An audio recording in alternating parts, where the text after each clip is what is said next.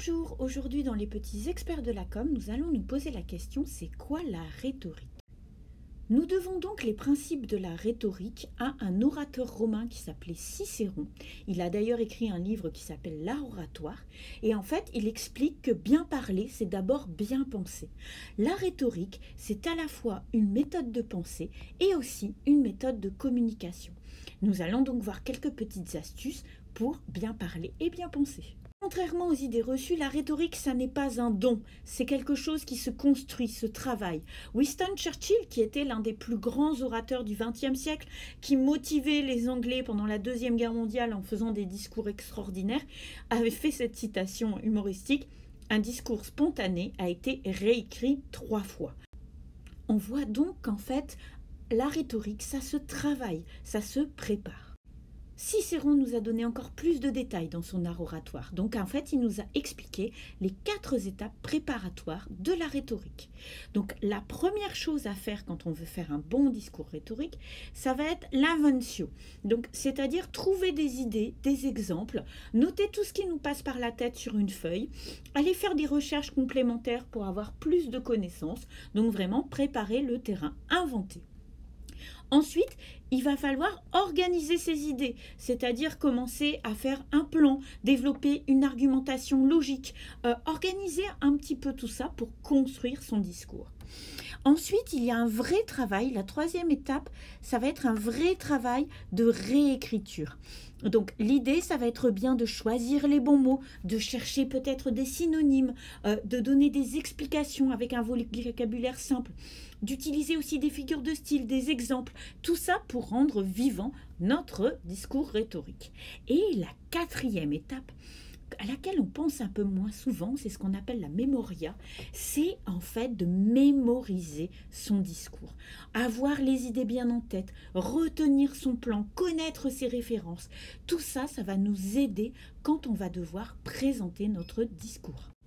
Il existe plusieurs genres rhétoriques. Donc on a dit la rhétorique c'est l'art de persuader. Mais en fait en fonction du message, eh bien par exemple on va devoir utiliser peut-être un genre judiciaire. C'est-à-dire que là en fait on va comparer le juste et l'injuste. On va affirmer, revendiquer, donner des arguments pour prouver notre point.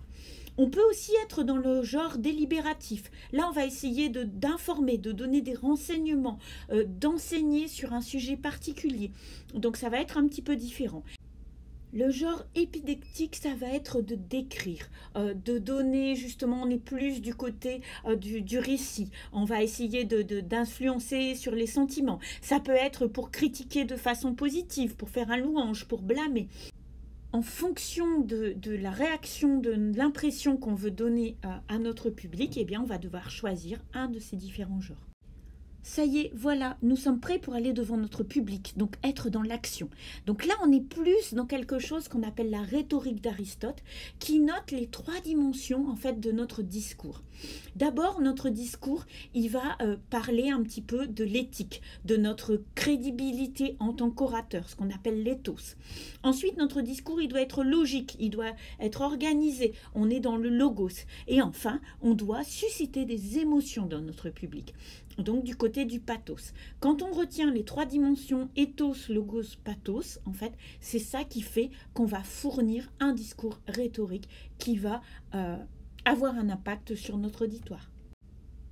Attention, il reste une dernière chose à penser avant de monter sur scène. C'est ce qu'on appelle la prosodie, les éléments prosodiques. Ça va être par exemple le ton, le style, notre gestuelle, notre posture, notre maîtrise du discours. Donc ça, en fait, ça va s'acquérir avec l'entraînement. Plus on se sera entraîné, plus on sera à l'aise, plus en fait on pourra maîtriser notre discours. Et donc ça c'est quelque chose qui a à voir avec le stress. Quand on est stressé d'être devant un public, à partir du moment où on commence à prendre la parole, le naturel va reprendre le dessus et donc tout va bien se passer.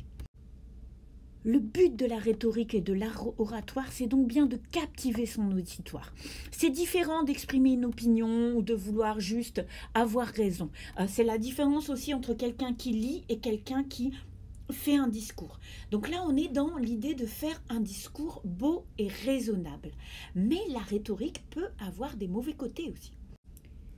En effet, la rhétorique peut être utilisée à de mauvais escients, ce qu'on appelle les pièges de la rhétorique. Par exemple, certains orateurs sont très charismatiques. Donc en fait, ils vont nous entraîner dans leur discours sans qu'on ait du recul par rapport à ce qu'ils vont dire. Également, on joue beaucoup sur les promesses, on va jouer sur le pathos. On nous dit lors de discours politiques, marketing, ce qu'on a envie d'entendre. C'est-à-dire on a envie d'entendre que le monde est beau, que tout va s'arranger, etc. Et puis également, ça peut jouer sur nos biais cognitifs, c'est-à-dire sur nos faiblesse psychologique et notre vision de la réalité. On va être influencé par notre culture, par notre façon de voir le monde. Et donc la rhétorique peut être utilisée dans des buts de manipulation. Donc il faut faire attention.